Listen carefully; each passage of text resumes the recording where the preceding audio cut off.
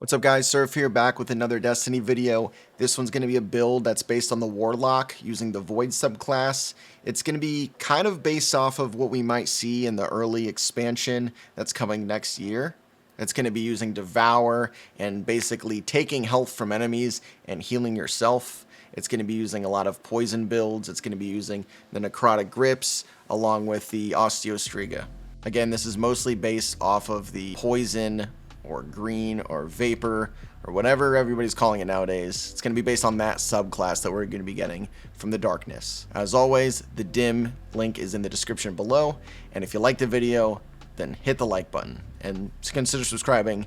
Help me out. We are gaining traction pretty fast, and if we keep the momentum, that'd be great. Now let's get on the build. Starting of course off with the subclass, I'm going to be using the Voidwalker subclass for the Warlock. The super I'm going to be using is going to be the Nova Bomb Cataclysm. Basically, you're going to be hurling a bolt of explosive void energy towards an enemy, and then the Nova Bomb slowly tracks them, seeks the targets, and then after it explodes, it shatters into even smaller projectiles that will also seek and destroy.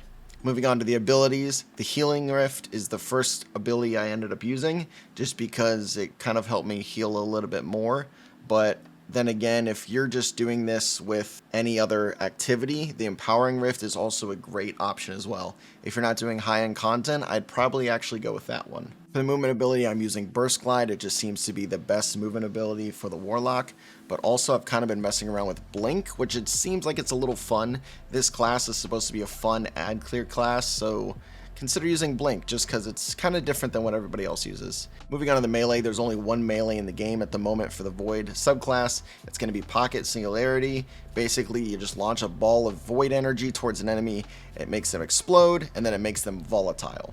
And then for the grenade, I use the Vortex Grenade because it pulls enemies inwards and then damages them.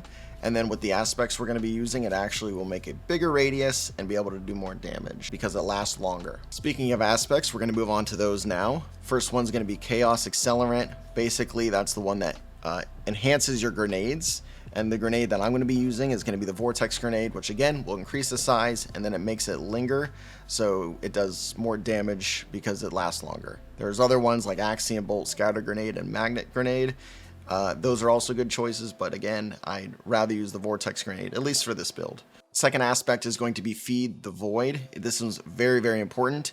Basically, once you defeat a target with a Void ability, so your grenade or melee ability, you're going to activate Devour, and then while Devour is active, Final Blows restore health, and then extend Devour, so you can keep on getting kills, which the gun that we're using is going to help us get kills even faster.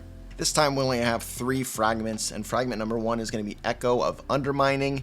Your Void Grenades weaken targets, which kind of just makes them able to take more damage. It's basically a debuff. Unfortunately, it is minus 20 Discipline, but the amount of debuff that they get, I think it's worth it. The second fragment is going to be Echo of Instability. Defeating targets with grenades grants volatile rounds to your void weapons, and also gives us plus 10 strength. That's kind of the main reason we're using it here, but although your secondary and heavy weapons, if they are void, which I would recommend, you get volatile rounds, which kind of just makes them explode when they take additional damage.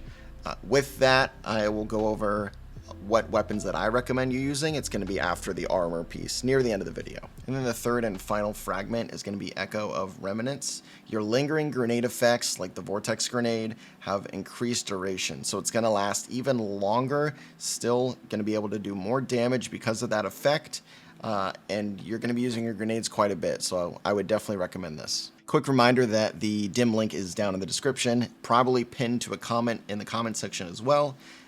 If you like this video so far, leave a like, subscribe, and then let's go on to the stats that I recommend. So, of course, what we're doing here, we're going to be using 100 resilience. Get as high as you can with resilience. I feel like resilience is needed for almost every single build nowadays. The damage reduction is just amazing. And then for the secondary one, get as high of strength as possible because you're going to be able to get your melee ability more often, and your melee ability is kind of what procs you being able to get Devour. And then after that, if there's a third one, I would definitely recommend Discipline because you're going to be able to get your grenades back faster, which will again be able to help you get Devour. Moving on to the armor and the mods for them, we're going to start off with the helmet. I'm going to recommend that everybody can kind of use a little bit of different stat armor mods just because not everybody's stats are going to be the same. Of course, it's the same as in every build.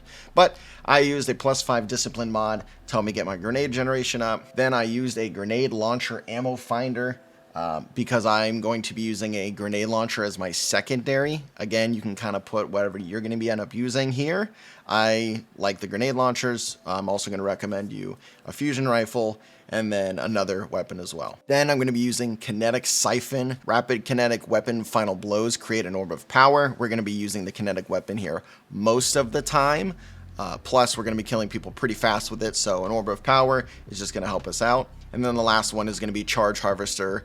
While you are not charged with light, any kill or assist has a small cumulative chance to cause you to become charged with light. Unfortunately, it has a -10 recovery stat, but I still think it is worth it at the end of the day because, again, we're going to be using a weapon that just kills very, very fast. Moving on to the arms now. This is where our exotic is. We're going to be using Necrotic Grip.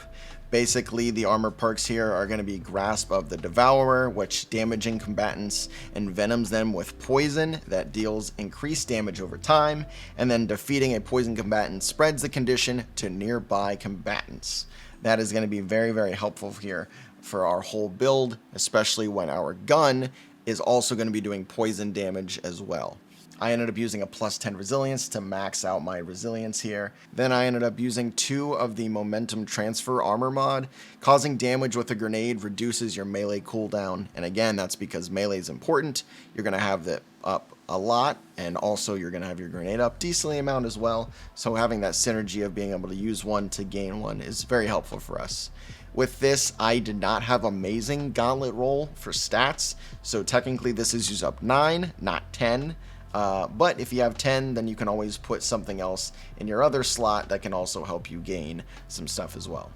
Going on to the chest armor, I ended up using a +10 discipline mod to gain my grenade back a little bit faster. Also, I used the Armor of the Dying Star mod. It basically just reduces incoming solar and void damage, which is going to be pretty helpful for us.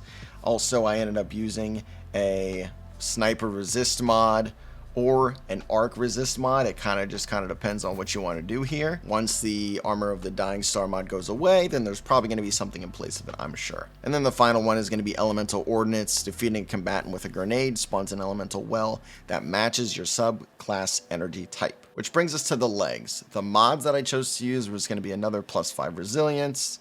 And then it's going to be an Absolution mod, reduces all ability cooldowns each time you pick up an Orb of Power. Again, it'll kind of just help with that synergy.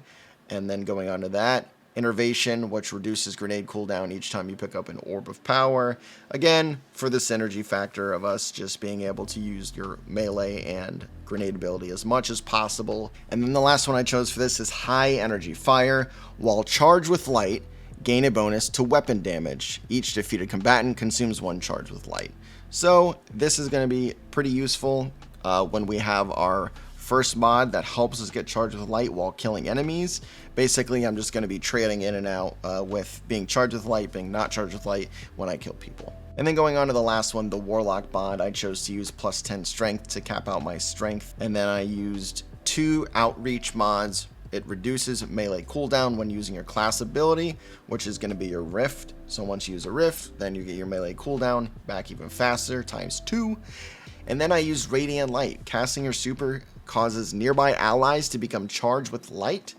That is very, very helpful to you and your allies for sure, but I'm not going to lie, I use this because I wanted to get +20 strength as well, just so I can have my cooldowns up faster. But again, it does help out your teammates if you are using your super as much as you can. And now moving away from the armor, going on to the last section of this guide, it's going to be the weapons. The first weapon I'm going to skip over because we're going to come back to it. Secondary weapons I'm going to recommend, again, I'd recommend them all to be void. I'm going to recommend the Truth Teller grenade launcher. That is personally what I will be running.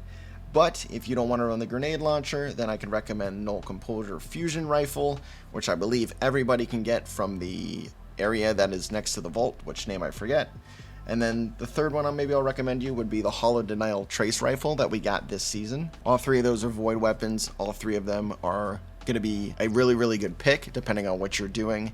Again, this is more of a ad clear and fun type of build. I don't know if it would do very well in high-end content. And then I'll just give you a couple heavy weapons as well. I personally like using the Falling Guillotine. It's been a while since I've used it, so I've equipped it. But another pick would be the Royal Entry Rocket Launcher, maybe with auto-loading holster or lasting impression. And then I also have a Corrective Measure machine gun that sometimes I like to use. On that I have dynamic sway reduction and high impact reserves. But again, I'll be using the Falling Guillotine with Relenting Strikes and Whirlwind Blade. And then, of course, going on to the main weapon we're going to be using, it's going to be the exotic kinetic weapon, Osteo Striga. This weapon is an SMG, and the trait is the Screaming Swarm. So pretty much what that's going to do is whenever we kill an enemy, it's going to explode with a burst of poison that can affect nearby targets. And with the catalyst, poison final blows return ammo to the magazine. So this is a gun that if you get enough kills with it, you won't really have to reload very much. This gun has been really, really fun to use. I haven't used it that much and I already have over 2,200 kills with it. But definitely a must for this build. If you do not have this gun, there's also one other gun that you could possibly use, and that's going to be Thorn, because that also has another poison effect, but it's not going to be anywhere near as effective as the Osteo Striga will. So again, this whole build is supposed to synergize together and kind of give you a little sneak peek of what we may see with the poison build or the vapor build that we're going to see in Lightfall here next year. Hope you guys enjoyed this one. If you did, make sure you leave a like on the video. Make sure you subscribe to see more content. We're going to have a lot of content coming out with the new season, and we're only going up from here. Again, the dim link is in the description and probably pinned to a comment, so make sure you check that out as well if you want to try this build out for yourself. But with that being said, appreciate you watching, and I'll catch you in the next one. Peace.